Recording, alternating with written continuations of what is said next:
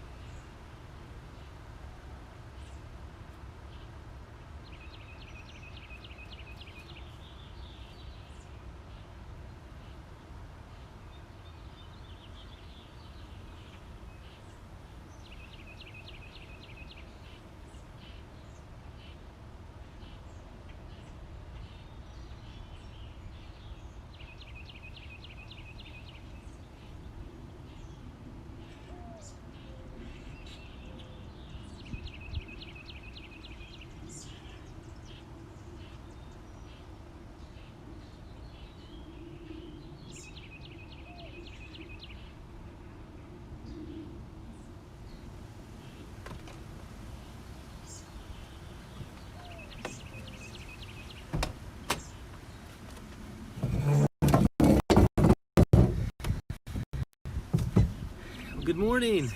Looks like we got Marilyn and Linda on this morning. Good morning. Good to see you guys. A beautiful start to the middle of our week, and grateful to get to be with you guys this morning a little bit. Good to see you guys. And you can turn with me to Psalm 90, and also I'm going to have us turn for a brief bit to James chapter 4, as I was reminded of a passage there from was reading today. And Psalm 90 is really processing time and the constraints of time upon us are not constraints upon God, because he stands outside of time. He stands outside of space and matter that he created when he created all things. He's not bound by time. He's the eternal God.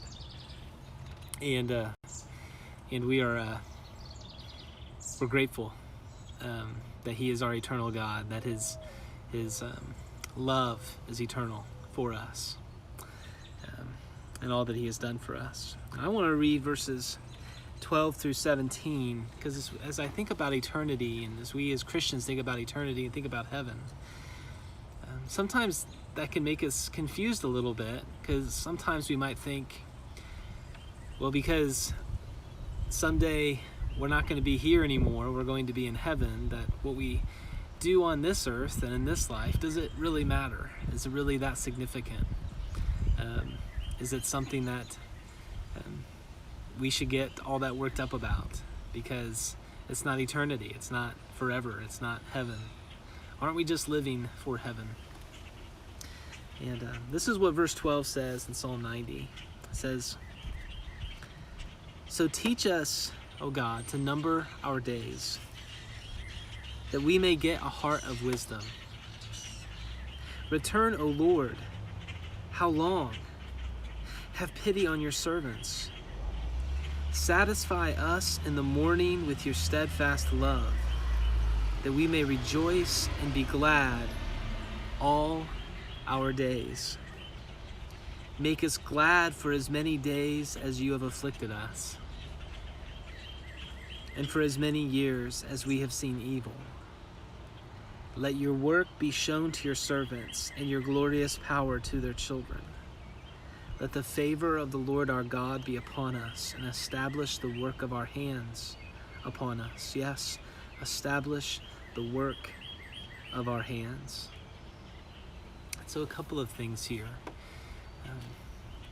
One, the psalmist is making really clear that every moment we have on this life, and on this earth, is precious. It is a precious, undeserved gift of God. And we should number our days, and that we should not take any moment, any breath for granted, but be grateful for it. And to count it as a blessing, even in moments of affliction. If you notice that in verse 15, make us glad for as many days as you have afflicted us, even. Should be days and moments that we are grateful for and thankful for and give God praise for. But verse 16 says, "Let your work be shown to your servants, and your glorious power to their children." No, heaven isn't just something we die for, to be able to go there. Heaven and eternity is something that we live for now, because we live for God's glory, because we live for God's praise. And we want what we are called to do with our hands and the work of our hands that we are called to do in this life today to be for his eternal glory. And today, in this life and in this world, people need the gospel. People need to hear the word. People need to know that there is life, that there is a gospel that can bring about joy, that there is a relationship with Jesus that can bring joy and bring flourishing and bring peace and bring reconciliation to them in their relationship with God, but also all things. And we should not take the moments we have on this earth to be a part of that work for granted. James 4 says this, which is humbling, and you notice the psalmist talks about may we number our days so that we would find hearts that have wisdom. And this is part of what James is talking about. He says, "Come now, you who say, today or tomorrow we will go into such and such a town and spend a year there and trade and make a profit. Yet you do not know what tomorrow will bring. What is your life? For you are a mist that appears for a little time and then vanishes. Instead, you ought to say, if the Lord wills, we will do this or that. As it is, you boast in your arrogance, and all such boasting is evil. So whoever knows the right thing to do and fails to do it, for him it is sin." Our finite time here in this life and in this world should humble us. And it's the fear of the Lord that is the beginning of wisdom. So as we think about our time on this earth, we should be humbled by every moment that we have in it, be thankful for it and grateful for it as a precious gift of God. That there is work in the gospel to be done, and ultimately it is about what God does through us in that time that we want to see him do, mighty things we want to see him do in our lives on this earth. So I want to read this prayer for us this morning. The Infinite and the Finite is the title of the prayer from the Valley of Vision. Let's go to God in prayer this morning. You great I am, Fill my mind with elevation and grandeur at the thought of a being, with whom one day is as 1,000 years, and 1,000 years is as one day. A mighty God who amidst the lapse of worlds and the revolutions of empires feels no variableness, but is glorious in immortality.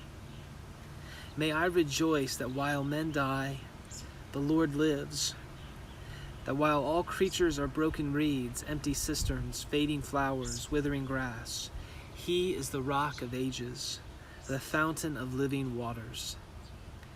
Turn my heart from vanity, from dissatisfactions, from uncertainties of the present state, to an eternal interest in Christ. Let me remember that life is short and unforeseen, and is only an opportunity for usefulness. Give me a holy avarice to redeem the time, to make awake at every call to charity and piety, so that I may feed the hungry, clothe the naked, instruct the ignorant, reclaim the vicious, forgive the offender, diffuse the gospel, show neighborly love to all. Let me live a life of self-distrust, dependence on yourself, mortification, crucifixion, and prayer. Amen. Okay, well, thank you guys for joining me here this morning. Have a beautiful, wonderful Wednesday, and we'll see you tonight if you want to join me at 6:30. We'll have a time of prayer until about 7. I'd love to have you with us. So, oh, we have quite a few more people. Hi, Marlene from Ohio. Hi, Jamie. Hi, Hillary. See everybody. Okay, I love you guys. All right, have a good Wednesday.